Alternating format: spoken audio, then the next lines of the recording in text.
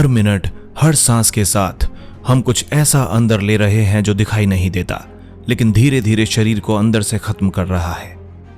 आज दिल्ली एनसीआर में हवा का AQI 500 से भी ज्यादा दर्ज किया जा चुका है। यह कोई अनुमान नहीं है, यह डेटा है सेंट्रल पोल्यूशन कंट्रोल बोर्ड यानी CPCB और सफर इंडिया का। मतलब साफ है, यह खराब हवा नहीं बल्कि सीधी हेल्थ इमरजेंसी है। WHO कहता है कि सुरक्षित हवा के लिए PM 2.5 का स्तर 5 माइक्रोग्राम प्रति घन मीटर से ज्यादा नहीं होना चाहिए, लेकिन दिल्ली में कई दिनों तक PM 2.5 इस सेफ लिमिट से 20 से 30 गुना ज्यादा रिकॉर्ड किया गया है। ये जानकारी WHO एयर क्वालिटी गाइडलाइंस और IQ एयर रिपोर्ट 2024 से ली गई है।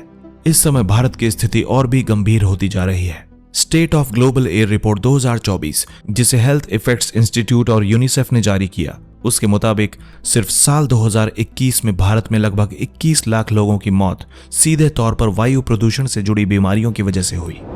21 लाख, यह किसी युद्ध का आंकड़ा नहीं है, यह हमारी रोजमर्रा की सांसों का नतीजा है।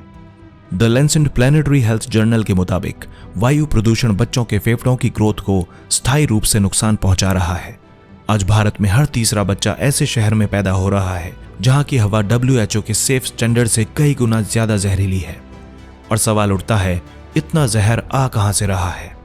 Ministry of environment, forest and climate change Bharat सरकार के अनुसार भारत में वायु प्रदूषण के मुख्य कारण हैं वाहनों का धुआं, इंडस्ट्री और कोयले से चलने वाले पावर प्लांट, खेतों में पराली जलाना और तेजी से बढ़ता कंस्ट्रक्शन।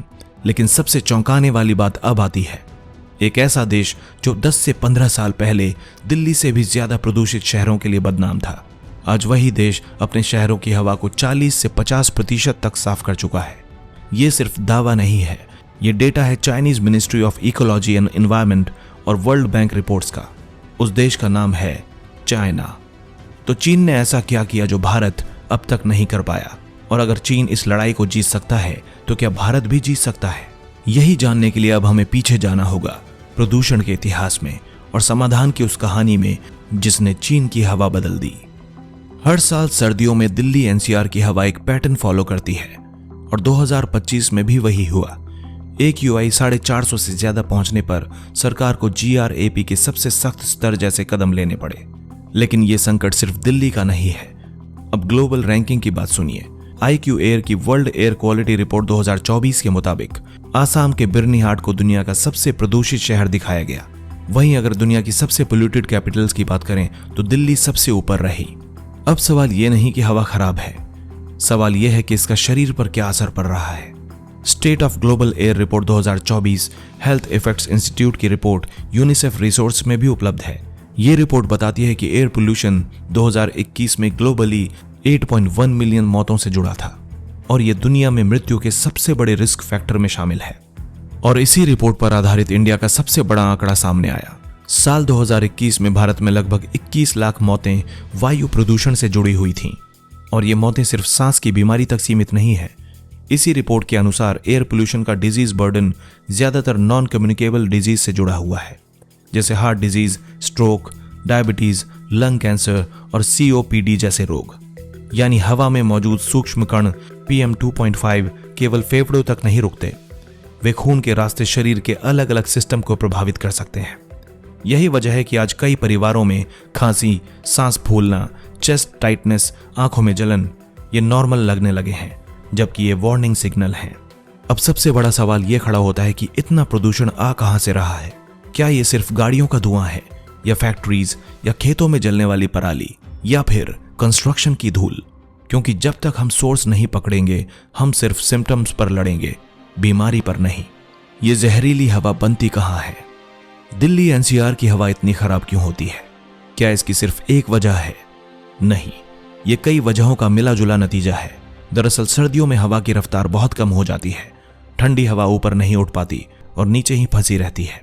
इसी वजह से धुआं और जहरीले कण आसमान से हट नहीं पाते और एक जगह इकट्ठे हो जाते हैं और पूरे शहर के ऊपर पोल्यूशन का एक ढक्कन जैसा बन जाता है। अब एक एक करके असली कारण समझते हैं।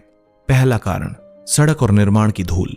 दिल्ली NCR में हर जगह कंस्ट्रक्शन चल रहा है, खुली सड़कें, टूटी सड़कें और बिना ढके मलबे, ये सब मिलकर हवा में भारी मात्रा में धूल छोड़ते हैं। यही धूल PM10 जैसे कणों को बढ़ाती है जो आंखों, गले और सांस की नली को नुकसान पहुंचाते हैं। दूसरा कारण, गाड़ियों का धुआं। दिल्ली की सड़कों पर करोड़ों गाड़ियां चलती हैं।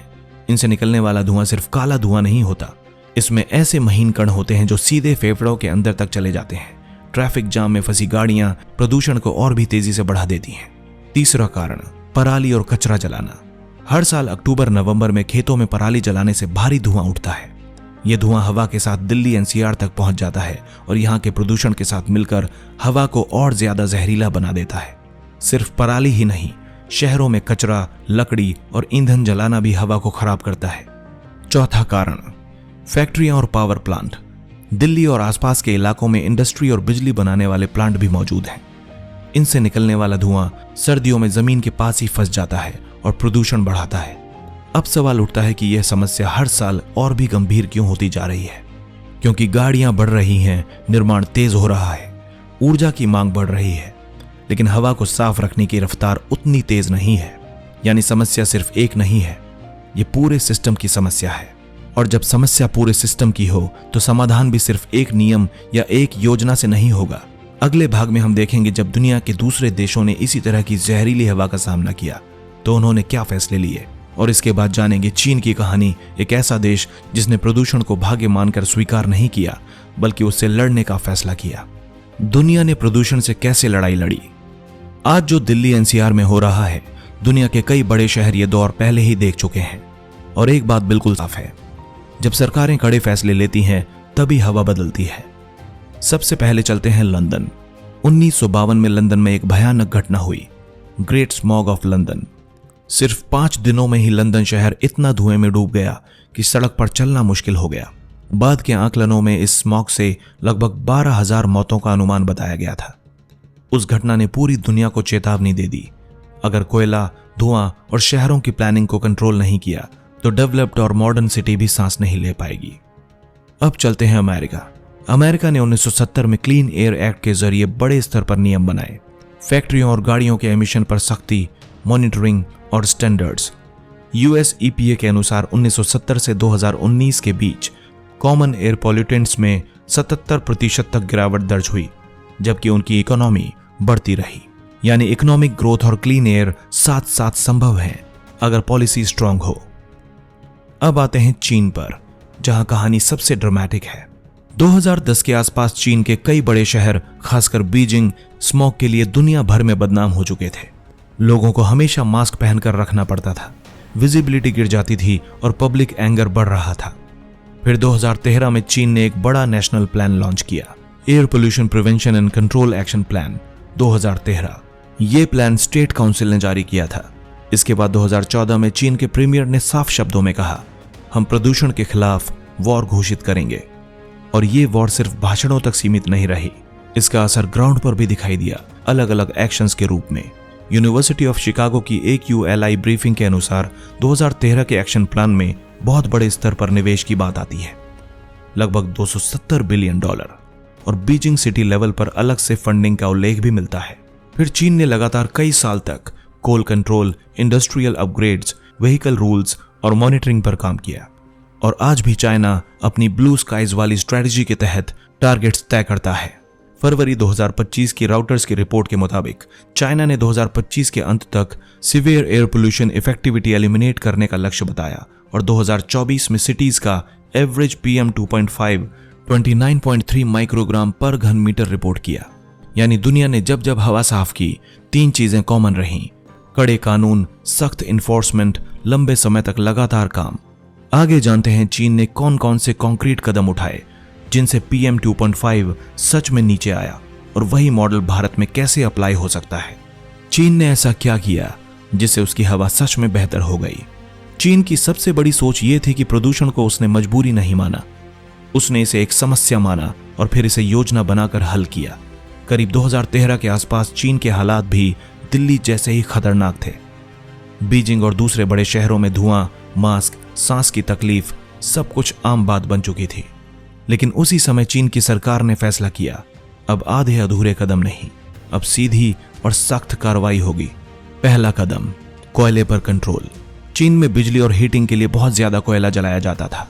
सरकार ने तय किया कि जहां जहां ज्यादा प्रदूषण है वहां कोयले का इस्तेमाल कम करना ही पड़ेगा। कई जगह कोयले से चलने वाले प्लांट बंद कर दिए गए और क्लीन एनर्जी वाले विकल्प लाए गए। दूसरा कदम, सर्दियों में क्लीन हीटिंग। उत्तरी चीन में सर्दियों में घर गर्म करने के लिए कोयला जलाया जाता था। सरकार ने इसे बदल दिया। कोयले की जगह गैस और क्लीन ऊर्जा लाई गई। इससे सर्दियों का प्रदूषण काफी हद कम हो गया। तीसरा कदम, फैक्ट्रियों पर सख्ती। स्टील, सीमेंट और भारी उद्योग सबसे ज्यादा धुआं छोड़ते थे। सरकार ने साफ कहा, या तो तकनीक सुधारो या फिर काम बंद करो। कई पुरानी और ज्यादा प्रदूषण वाली फैक्ट्रियां बंद कर दी गईं और नई तकनीक अपनाने पर जोर दिया गया। चौथा कदम, गाड़ियों पर नियंत्रण। पुरानी और ज्यादा धुआं देने वाली गाड़ियों को हटा दिया गया। इलेक्ट्रिक और क्लीन व्हीकल्स को बढ़ावा दिया गया। साथ ही मेट्रो, बस और पब्लिक ट्रांसपोर्ट को भी मजबूत किया गया ताकि लोग अपनी निजी गाड़ियों का इस्तेमाल कम करें। पांचवा कदम, रेगुलर एयर क्वालिटी मॉनिटरिंग। चीन ने हर बड़े शहर में हवा मापने के सेंटर लगाए। लोगों को रोज बताया जाने लगा कि आज हवा की क्वालिटी कैसी है। जब आंकड़े सबके सामने आए तो जवाबदेही अपने आप बढ़ गई। छठा कदम, लगातार कई साल तक काम। चीन ने कभी भी ये नहीं कहा कि एक साल में ही सब कुछ ठीक हो जाएगा। उसने 5 से 7 साल तक लगातार एक ही दिशा में काम किया। इस अभियान को नाम दिया गया ब्लू स्काई मिशन। अब नतीजा क्या निकला? कुछ ही सालों में बीजिंग और दूसरे बड़े शहरों में हवा की गुणवत्ता में 30 से 40% तक सुधार देखा गया। PM 2.5 जैसे खतरनाक कण पहले की तुलना में काफी कम हुए। सच यह है कि चीन आज भी पूरी तरह प्रदूषण मुक्त नहीं है, लेकिन यह भी उतना ही सच है कि चीन ने साबित कर दिया कि अगर सरकार चाहे तो हालात बदले जा सकते हैं। और अब सबसे अहम सवाल, भारत क्या इससे सीख ले सकता है? आगे जानेंगे भारत को कौन से कदम आज ही उठाने चाहिए ताकि हमारी आने वाली पीढ़ियां साफ हवा में सांस ले सकें। भारत को क्या करना चाहिए? अब सवाल साफ है, अगर चीन प्रदूषण से लड़ सकता है तो भारत क्यों नहीं? सच यह है कि भारत की समस्या अलग है, लेकिन समाधान नामुमकिन नहीं है। बस जरूरत है सही फैसलों और लगातार काम की। इसके लिए भारत को भी कुछ कड़े कदम उठाने होंगे। पहला कदम, सख्त नियम, सिर्फ कागजों पर नहीं। भारत में नियम तो बने हुए हैं, लेकिन जमीनी स्तर पर पालन कमजोर है। जरूरत है कि जो फैक्ट्री या वाहन नियम तोड़े उस पर बिना ढील के कार्रवाई हो। कानून तभी असर दिखाता है जब डर और जवाबदेही दोनों होते हैं।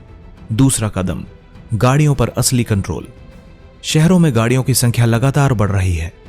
हमें चाहिए पुरानी और ज्यादा धुआं देने वाली गाड़ियों को धीरे धीरे हटा दिया जाए। इलेक्ट्रिक और CNG गाड़ियों को सस्ता और आसान बनाना, और मेट्रो, बस, लोकल ट्रांसपोर्ट को इतना बेहतर बना दिया जाए कि लोग खुद ही निजी गाड़ियों को छोड़ दें। तीसरा कदम, पराली का स्थायी समाधान। किसानों को दोष देना समाधान नहीं है। जब तक पराली का सस्ता और आसान विकल्प नहीं मिलेगा, जलाना बंद नहीं होगा। इसलिए किसानों को मशीनें, तकनीक और आर्थिक मदद तीनों एक साथ देनी होगी। चौथा कदम, कंस्ट्रक्शन और धूल पर सख्ती। खुली कंस्ट्रक्शन साइट, टूटी हुई सड़कें, ये सब तुरंत रोका जा सकता है। पानी का छिड़काव, ग्रीन कवर और नियमों का पालन, ये मुश्किल नहीं, बस इच्छा शक्ति चाहिए। पांचवा कदम, क्लीन एनर्जी की रफ्तार तेज करना। भारत ने सोलर और विंड एनर्जी में अच्छी शुरुआत की है, लेकिन रफ्तार और भी बढ़ानी होगी। कोयले पर निर्भरता धीरे धीरे कम करनी होगी, खासकर शहरों और घनी आबादी वाले इलाकों में। छठा कदम, रेगुलर मॉनिटरिंग। हर शहर में हवा मापने की सही व्यवस्था होनी चाहिए। एक UI सिर्फ ऐप में नहीं, बल्कि स्कूल, ऑफिस और कॉलोनियों में भी दिखना चाहिए। जब लोगों को पता होगा कि वो कैसी सांस ले रहे हैं तो दबाव भी बनेगा। सातवां कदम, लोगों की भागीदारी। ये लड़ाई सिर्फ सरकार नहीं जीत सकती। जब लोग कचरा नहीं जलाएंगे, छोटी दूरी के लिए गाड़ी नहीं निकालेंगे और सवाल पूछेंगे, तभी बदलाव आएगा। चीन ने यही किया। सरकार ने रास्ता बनाया और लोगों को साथ लिया। अब फैसला हमारे हाथ में है, या तो हम हर सर्दी इसी धुएं को अपनी किस्मत मान लें, या फिर अभी कदम उठाएं। अगर कोई हल नहीं निकला तो आगे क्या होगा? अब सोचिए, अगर हर साल दिल्ली NCR में हवा इसी तरह जहरीली होती गई तो अगले 5 से 10 साल बाद क्या होगा? आज जो बच्चा स्कूल जा रहा है उसके फेफड़े अभी बन रहे हैं, लेकिन अगर वही बच्चा रोज PM 2.5 और धुएं में सांस लेता रहेगा तो उसके शरीर पर इसका असर धीरे धीरे और भी खतरनाक होता जाएगा। और यही सबसे खतरनाक बात है, प्रदूषण एक दिन में नहीं मारता, ये धीरे धीरे अंदर से तोड़ता है। हमने देखा, दुनिया ने प्रदूषण को हराया है। लंदन ने कड़े नियम बनाए, अमेरिका ने क्लीन एयर जैसे कानून लागू किए, और चीन ने वॉर लेवल एक्शन लेकर कई साल लगातार काम किया, तभी नतीजे आए। मतलब ये लड़ाई जीती जा सकती है, लेकिन इसके लिए चाहिए दृढ़ इच्छा शक्ति, सख्ती और लगातार मेहनत। और भारत के लिए सबसे बड़ी सीख यही है, समस्या को हर साल का मौसम मत बनाइए, इसे नेशनल मिशन बनाइए, क्योंकि साफ हवा किसी लग्जरी का नाम नहीं, ये बेसिक राइट है। अब आखिरी सवाल आपसे, और ये सवाल सिर्फ वीडियो का नहीं है, आपके घर का सवाल है।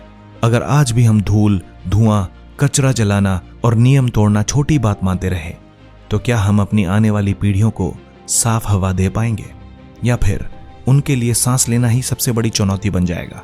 अगर आपको लगता है कि बदलाव संभव है, तो इस वीडियो को शेयर कीजिए, ताकि ये बात सिर्फ आपकी स्क्रीन तक सीमित ना रहे, बल्कि सिस्टम तक पहुंचे।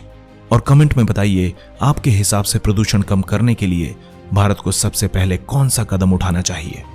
उम्मीद करते हैं कि भविष्य में भारत के शहर भी प्रदूषण मुक्त हो पाएंगे और हम सभी एक ताजी और शुद्ध हवा में सांस ले पाएंगे।